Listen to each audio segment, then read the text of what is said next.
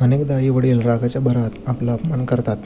मुलांना अधिक कार्यतत्पर बनवण्यासाठी ते अपमानास्पद बोलतात.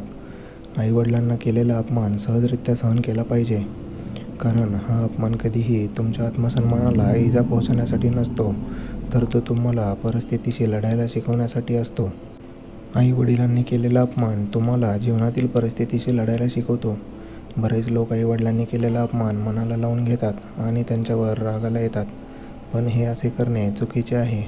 शिक्षक किंवा गुरु रागाला येऊन जीवन सुधारण्यासाठी तुमचा अपमान करतात. गुरु किंवा शिक्षकाने केलेला अपमान कोणतीही प्रतिक्रिया न देता सहन केला पाहिजे आणि त्यांना उलट उत्तर देऊ नये.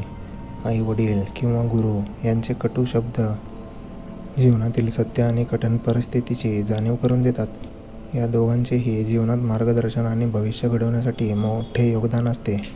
त्यामुळे त्यांचे बोलणे कधीच चुकीचे म्हणून घेऊ नये, उलट त्यात स्नेह शोधण्याचा प्रयत्न करावा. मंदिरात जर तुमचा अपमान झाला तर वादविवाद न करता संयमाने त्याला हाताळले पाहिजे.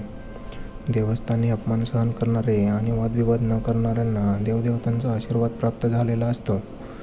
येथे झालेला अपमान हा स्वतःवर झालेला हल्ला न समजता परमेश्वर आपल्याला संयमाची परीक्षा घेत आहे असे समजावे.